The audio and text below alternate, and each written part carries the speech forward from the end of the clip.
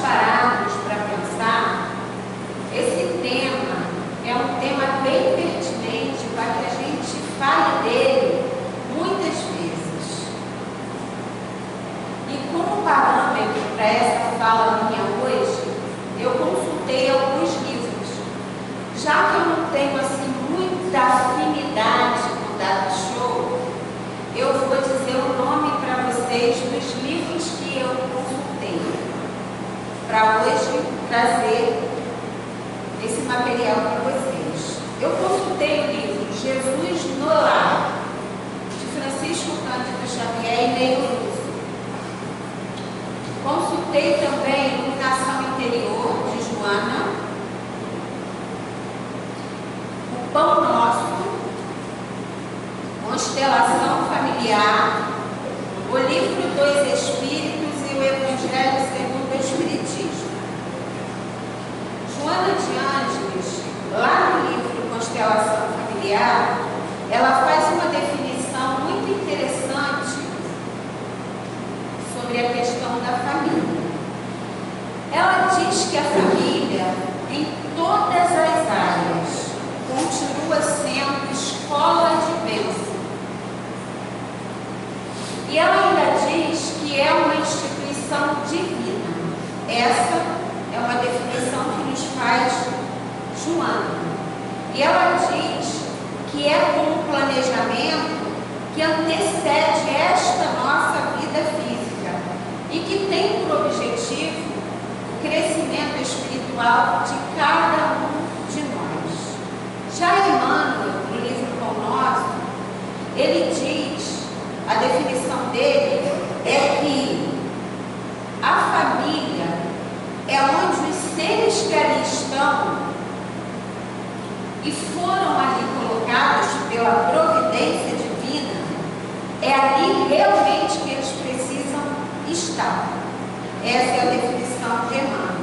E a gente sabe que é a família que vai estruturar toda a possibilidade da reencarnação e que vai nos dar condições de convivência e de interação num todo ali naquele grupo. Nós sabemos que é na família que nós vamos conseguir trabalhar todos os aspectos da nossa jornada evolutiva, então, quanto encarnados. Então, nós sabemos, Joana diz também, que a família, ela representa esse papel grandioso. Por quê?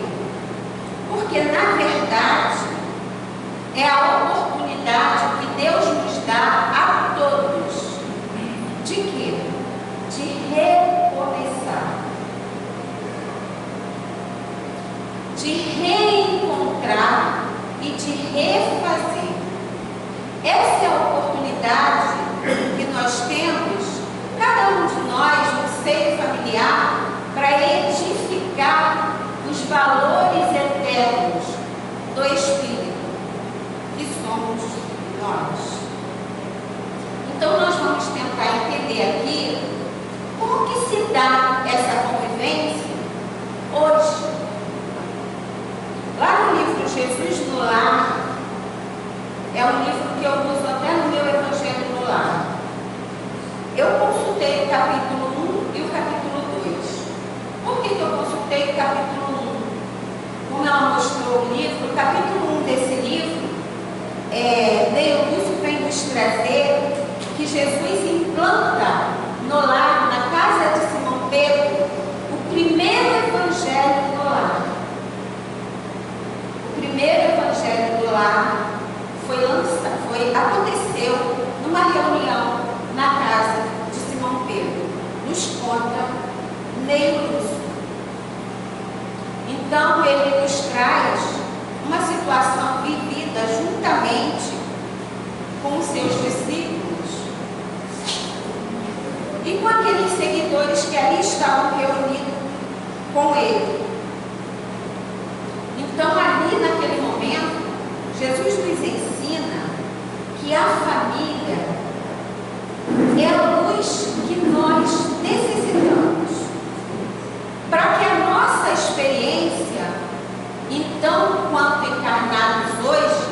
seja bem sucedido, para que cada um de nós possa colher na família que nos encontramos aquilo que precisamos. Então foi ali, na casa de Simão Pedro, que Jesus convida todos os familiares, os que estavam ao redor, e abre o Evangelho, e ali acontece o primeiro do Evangelho do lar. Então vamos comentar o capítulo 2 desse livro. Ali naquele momento Jesus está sentado, e a gente sabe que onde Jesus estava havia uma multidão. E ele começa a explanar o Evangelho.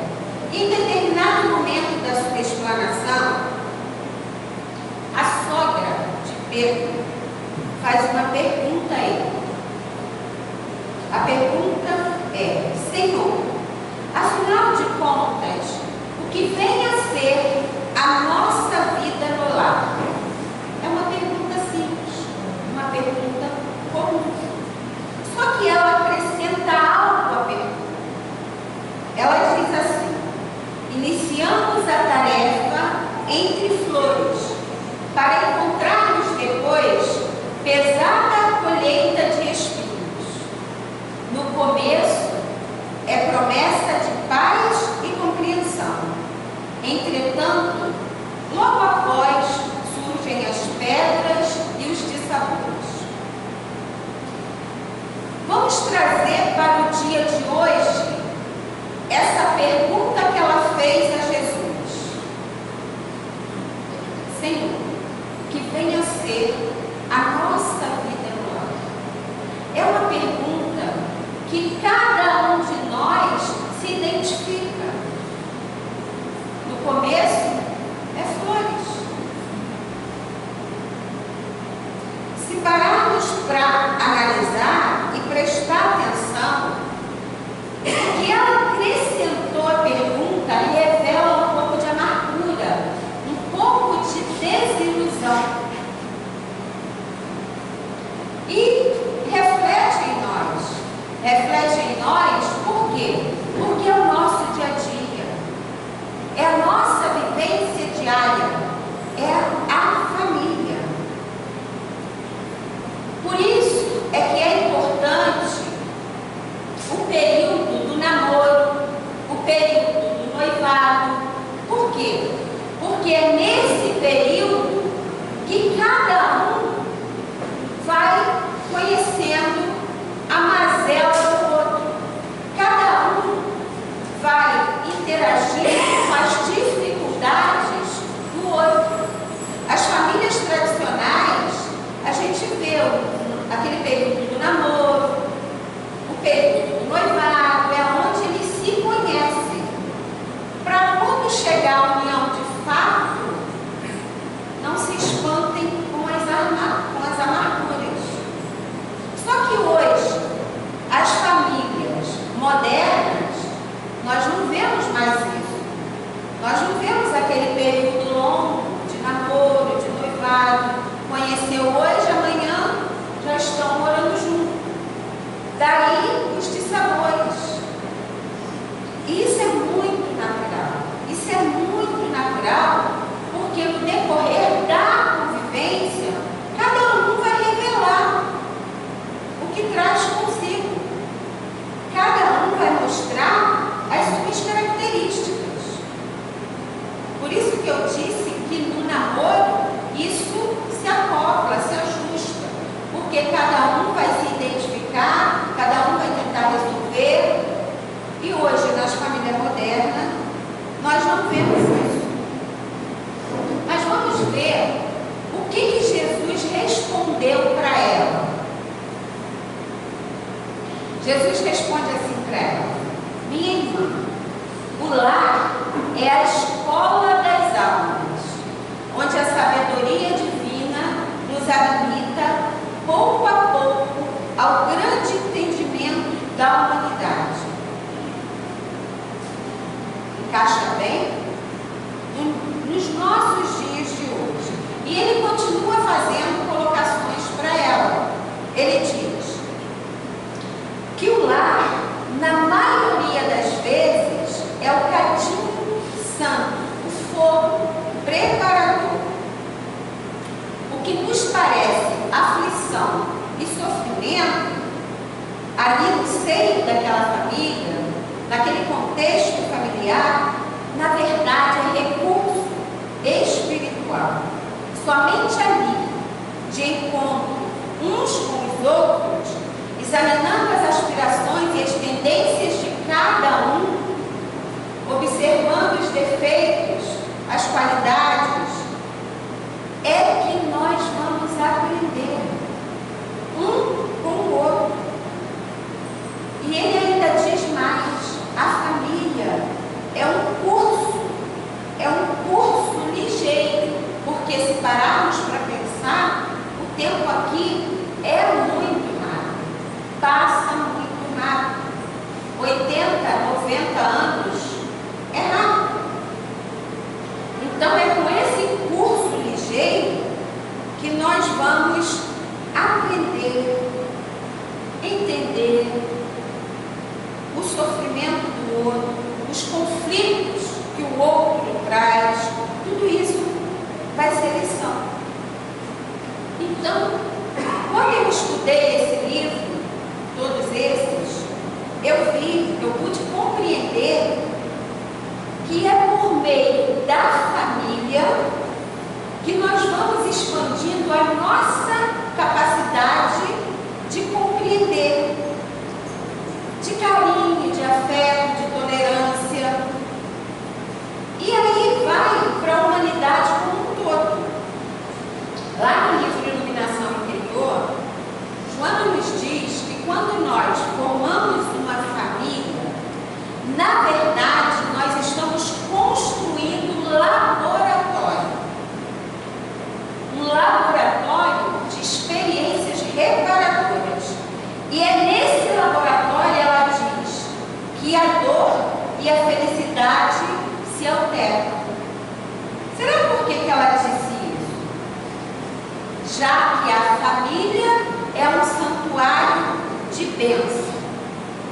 Ela disse isso porque ali, naquele agrupamento familiar, que vai se concretizar a harmonia de cada um. Porque ali naquele agrupamento estão momentos, espíritos difíceis, muito difíceis. Pais com problema com o filho, mãe com problema com o filho, avó e vice-versa. Que a gente sabe que foram, às vezes, comparsas numa vida passada e hoje estão ali reunidos para avançar, para aprender. Então, Emmanuel nos diz, lá no livro Caminho, Verdade e Vida, ou é o Pão Nosso. Eu li tanto livro que agora eu estou confundindo. Ele nos diz que cada um de nós renasce exatamente no grupo que temos necessidade de nos aprimorar. Ali naquele grupo estão irmãos que se amam e que se detestam. E cada um de nós tem condições de saber, naquele grupo que estamos inseridos, na nossa família, qual é o espírito que me detesta e qual é o espírito que tem afinidade comigo. Porque Deus, Ele não nos desampara nunca. Quando Ele coloca um desafeto, Ele coloca junto um afeto. E como é que a gente reconhece o afeto? É aquele que vibra conosco. É aquele que bate em ressonância conosco. É aquele que nos auxilia só com um olhar. Não precisa nem de palavras. E o desafeto? É aquele que amamos. É aquele que amamos muito, porque é nosso filho. Veio nessa encarnação como nosso filho. Então amamos. Mas a gente olha e diz, meu Deus, é tão diferente de nós. É muito diferente de nós. É esse que vai nos direcionar. É esse que vai nos dar condições de nos erguer como ser e como espírito. Porque é Ele que vai nos desafiar. É com Ele que nós vamos ter o maior desafio da nossa jornada. Então, ali juntos, nós vamos ensaiando em favor de uma construção de uma sociedade melhor, porque a gente sabe que a sociedade é a família. Se a família falir, Joana diz, se a família falir, todo o projeto humano falha. Mas se a família prosperar, todo o projeto humano prospera. Como eu disse, Emmanuel falou lá atrás, que nós não estamos na família em que estamos por mera casualidade. O acaso não existe. Estamos na família que necessitamos. Eu convivi com uma família de pai, mãe e uma filhinha. Aos 2 anos e 3 meses, ela começou a conversar e a mãe perguntava, filha, conversa com quem? Meu irmão. Mas você não tem irmão? Eu tenho. Ele está à espera de entrar em tua barriga. E ela, desesperada, vai até a mãe, mamãe, eu estou fazendo faculdade, eu não posso engravidar agora. E a mãe dela orienta, filho, o tempo lá é outro. Esse espírito está na convivência, mas ele só vai reencarnar daqui a uns 2 anos, 3 anos. É o tempo que você precisa. E Deus sabe disso. E ela foi levando aquilo, a menina conversando, deu nome ao espírito, o espírito já tinha nome. Um belo dia ela vai na escola pegar a menina e a professora dá os parabéns a ela. Ah, que bom, vamos ter novo bebê na casa. E ela, ué, vamos? E ela foi para casa com aquilo na cabeça. Chegou, filha, você não conversa mais? Ué, ele já está em tua barriga. Aí ela corre na farmácia, compra o exame e faz, está grávida. Por que eu contei essa historinha? Para a gente entender que isso acontece diariamente na nossa família. E nós, muitas das vezes, não nos damos conta disso. E é para comprovar aqui o que Emmanuel diz. Não existe o acaso. Cada espírito que renasce nesse grupo, ele já vem com toda a programação traçada. É ali que ele tem que reencarnar. É ali que ele tem que estar. Então, se nós pararmos para pensar, nós vamos entender que nós estamos num ambiente propício às nossas necessidades reencarnatórias. E Jesus, lá no livro, acho que Jesus mostra, ele faz uma definição de família, dizendo assim, o lar é o templo e a primeira escola, porque nos propicia a educação moral. Olha bem, é a primeira escola que nós temos quando chegamos aqui, quando estamos a recomeçar. Então é nesse seio familiar que nós vamos ter condições de resgatar, junto com aqueles que aqui estão conosco, as nossas desavenças do passado. É nesse santuário de bênção que nós vamos entender que essa família que nós construímos hoje que nós temos hoje é a família que nós viemos construindo durante as nossas reencarnações. E hoje nos unimos aqui para que a gente resolva as nossas pendências. Lá no livro dos Espíritos, na questão 582, diz que a paternidade e a maternidade é uma das mais sublimes missões. É a pergunta 582. E Emmanuel fala que os pais, eles não são seres casuais, que aparecem na frente dos filhos assim, descomprometido, do nada. Não. Como eu disse há pouco, tudo é uma programação. Ele ainda diz que os pais são os pilotis, essas pilastras, que sustentam a base da família. Então, gente, a providência divina jamais improvisa. Na nossa vida não existe improviso. Ah, eu estou aqui por acaso. Ah, não, eu estou aqui porque eu tenho compromisso com A e B e eu preciso resolver isso. Olha a responsabilidade que nós, pais, mães, assumimos lá no plano espiritual antes de reencarnar.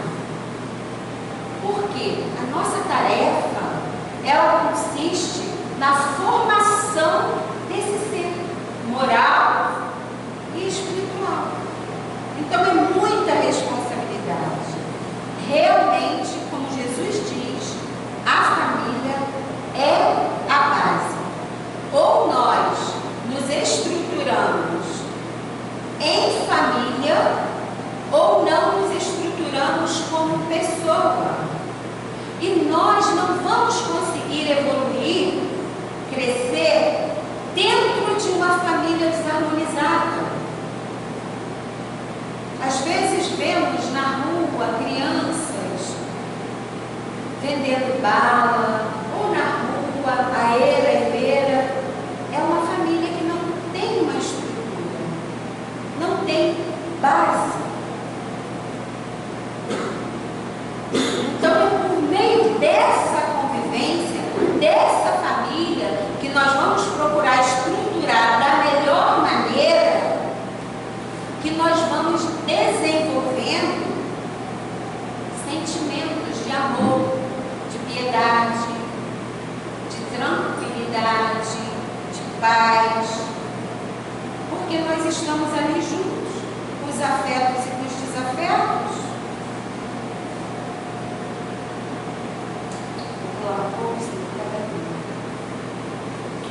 Então, muitas vezes, no seio familiar, por ser pai, por ser mãe, eu me acho superior. Eu é que mando, eu é que falo, eu é que tenho a última palavra. Quando, na verdade, hoje, acompanhando a evolução, acompanhando a tecnologia, nós temos que dar espaço aos nossos filhos, seja ele 2, 3, 4, 20 anos. Temos que dar espaço para que eles cheguem até nós e nos busquem. Temos que aprender a ouvi-los. Mas nós, por nos sentir muitas vezes superior a eles, nós dizemos o que? Ah, não, agora não. Não, você tem que fazer o que eu mando e pronto. É assim que tem que ser. Essa é a regra aqui de casa. Será que tem que ser assim? Eu vou contar uma cena que aconteceu comigo. Eu tinha um exame para fazer em Macaé e não era jejum, mas eu fui muito cedo por conta do trânsito e acabei chegando lá muito cedo. Então eu entrei num café para tomar um café e o café estava abrindo e só tinha eu. De repente entra uma jovem, devia ter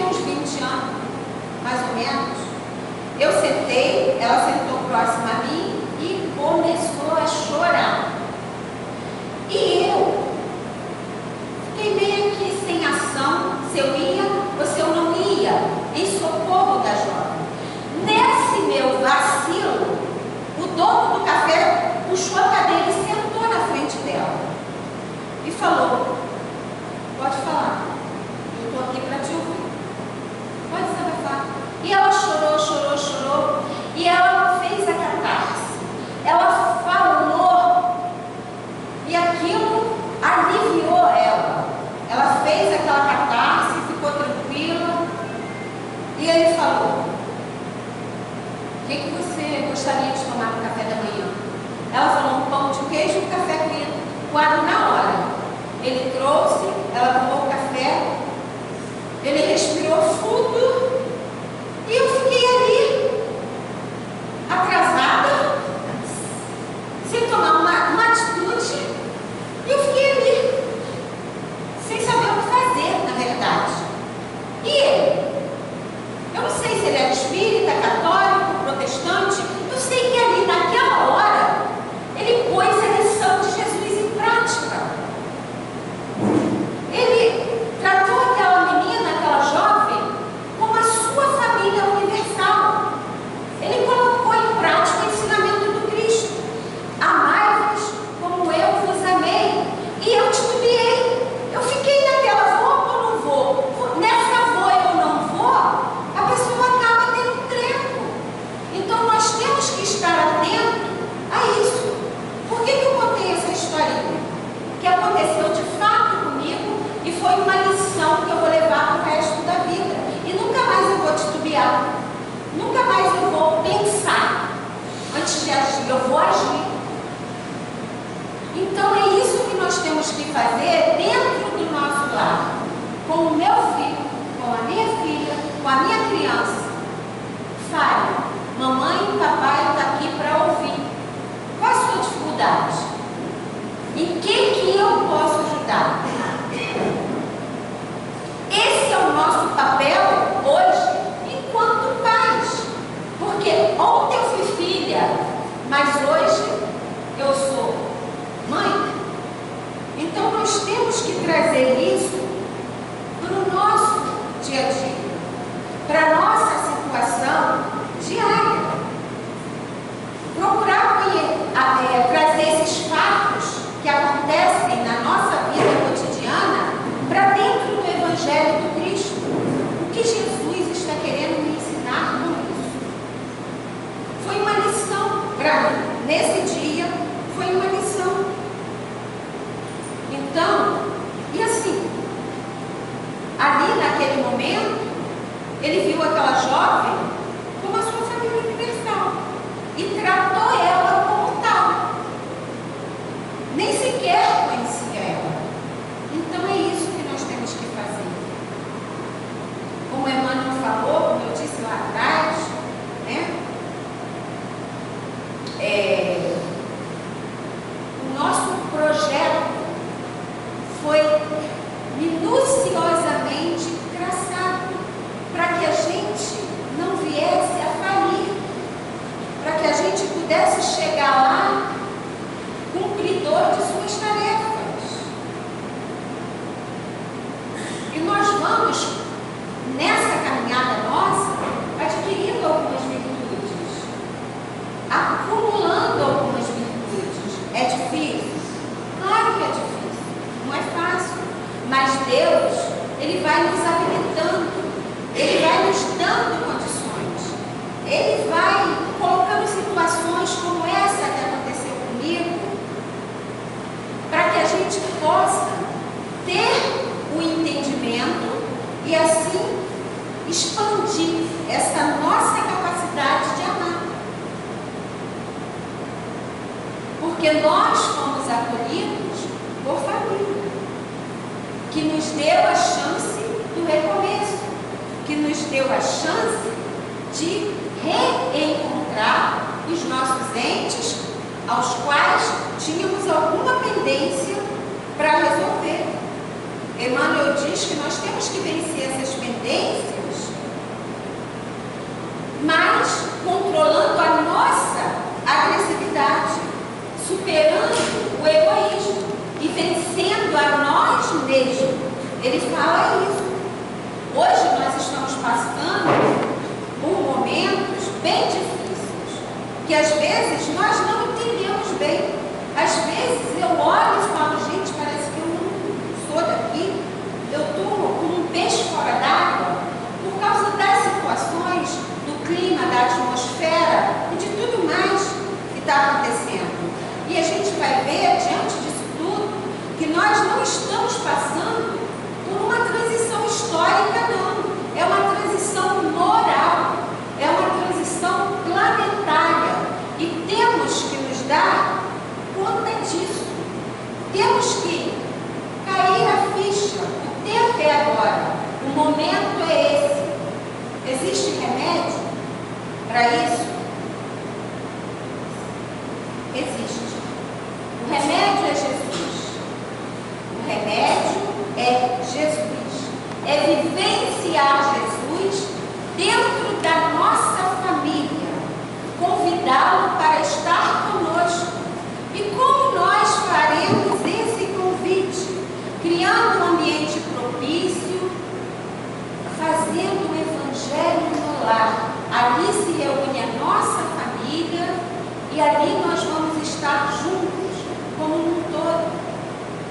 Não foi isso que Jesus nos ensinou?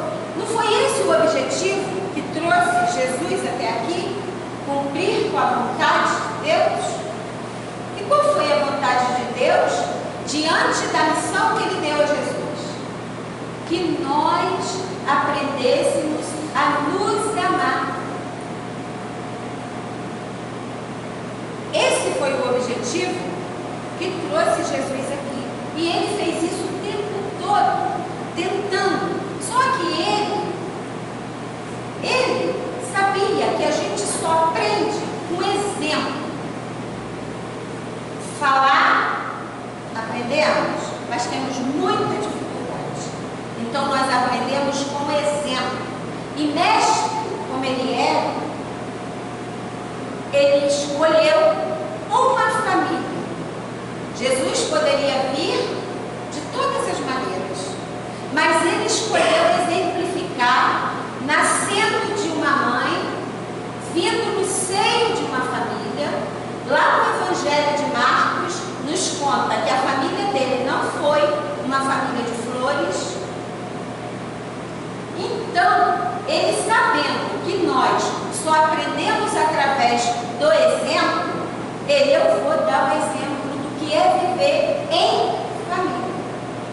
E nasceu de uma mulher e viveu no meio de nós. Ficou com sua família até os 30 anos. Depois foi fazer o seu messianato, que na verdade depois disso ele só teve 3 anos, né, para fazer isso. Então ali, o exemplo que ele nos dá, junto nas suas pregações, como eu disse, havia multidões. Chega sua mãe, seus irmãos. Não podem chegar até ele devido à multidão, mas de boca em boca, chega lá. Tua mãe está lá fora com teus irmãos e te chama. Aí Jesus responde. Ele aproveita o incidente para nos dar uma lição. E ele responde: quem é minha mãe e quem são meus irmãos? Vamos trazer para o dia de hoje. Aqui está a multidão, Jesus está aqui falando do Evangelho e ele fala assim, desse jeito. Hoje, nós, já melhoramos bastante. Hoje somos melhor do que há 100 anos atrás. Mas ainda assim, na nossa cabeça, no nosso pensamento, passaria assim: que Jesus é esse? Renegando a própria mãe? Vai de encontro a tudo que ele falou. Esse seria o nosso pensamento. Porque ainda somos assim. Mas o que Jesus fez? Dando a impressão de que estava contrariando toda a sua pregação. quando diz quem é minha mãe e quem são meus irmãos. O que Jesus fez ali naquele momento? Ele pegou aquela multidão que não era do mesmo sangue, mas que estavam ali com um único pensamento: aprender, conhecer as verdades de Deus. Porque Jesus veio para isso.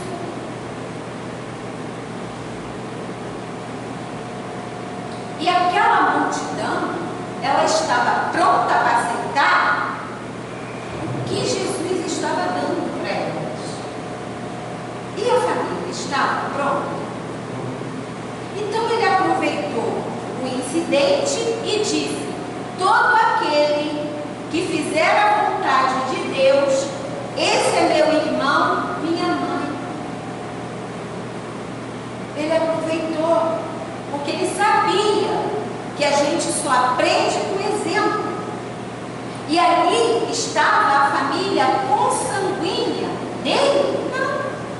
Ali estava a família espiritual. A família consanguínea estava lá fora, mãe e irmãos. Então, muitas vezes, dentro da nossa família, uma família composta de 8, 9 membros, pode espalhar amor, espalhar vibrações boas para a família universal. Esse é o exemplo que Jesus nos deu ali, naquele momento. Aquela família que estava ali, espiritual, aquela que é formada, que nós formamos aqui hoje. A minha família espiritual está aqui hoje. É formada por quê? Pela afinidade de pensar. Nós não estamos aqui com um só pensamento, tentando aprender juntos os ensinamentos do Cristo. Somos a família espiritual, que deu início dentro da família consanguínea. Então Jesus, nós temos que entender que ele nunca ficou indiferente aos laços da família. Ele nunca renegou sua mãe. Mesmo ali na hora da crucificação, ele se preocupou com Maria.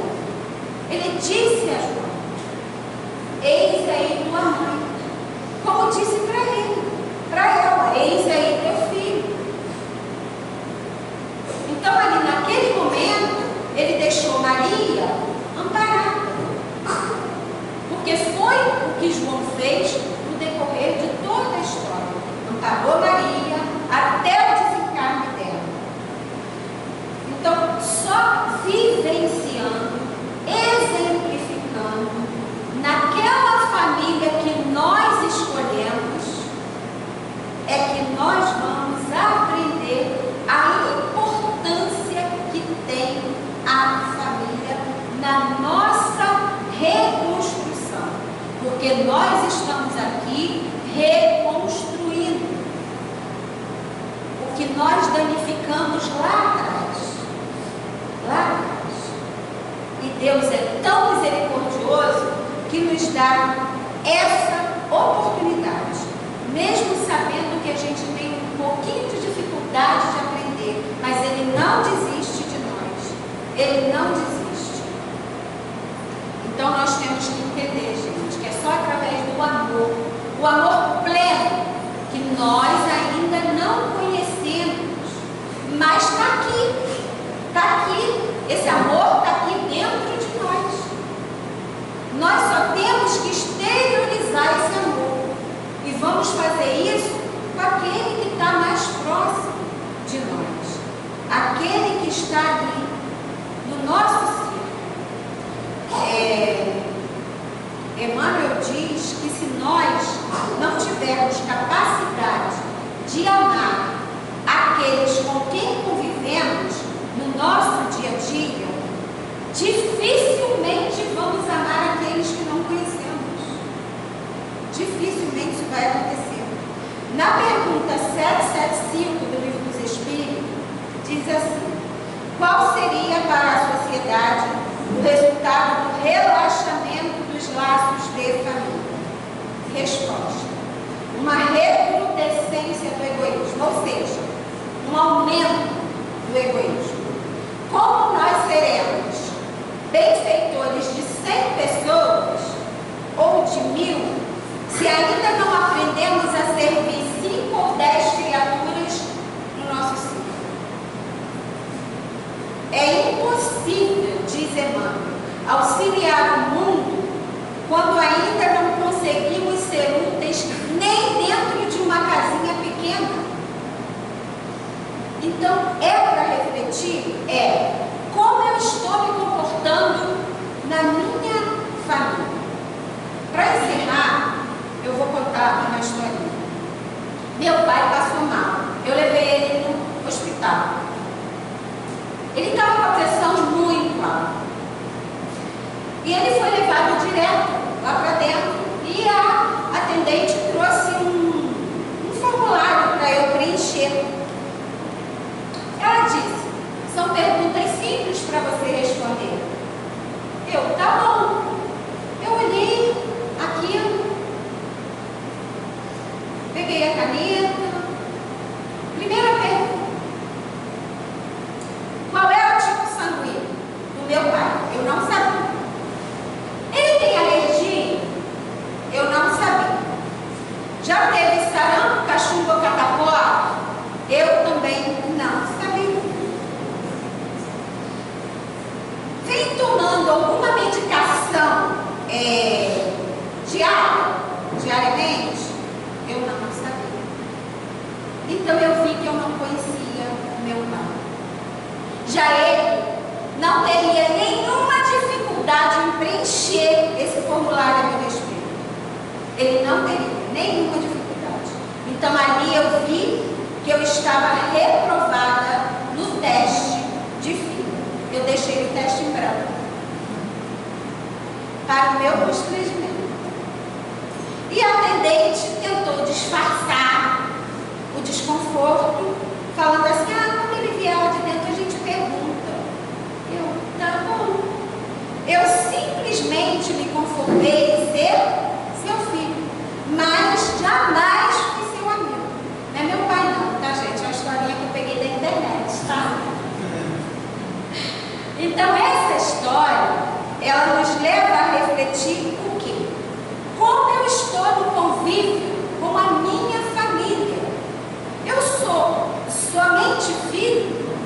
Ou eu sou amigo, companheiro? Vamos tomar um sorvete? Vamos ali? Eu não posso ser só filho. Eu não posso me ater só a esse convívio.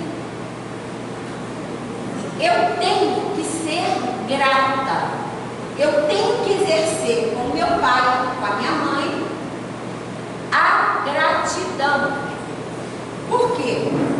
Não é só o afeto. Não é só o afeto que conta. Por quê? Porque foi eles que me deram a oportunidade de eu estar aqui hoje, recomeçando. De eu estar aqui hoje reencontrando afetos. Então hoje, nós como filhos, temos que ser gratos, dar condições a eles, principalmente na velhice, que é quando vem as enfermidades, quando vem o cansaço. É ali que eles vão demonstrar a necessidade que eles têm de nós. E é nesse momento que nós temos que demonstrar essa gratidão, o nosso carinho, o nosso devotamento. Então essa é a fase mais significativa para que nós, enquanto filhos, possamos demonstrar esse reconhecimento, esse amor, essa gratidão aos nossos pais. E nos perguntar sempre: como eu estou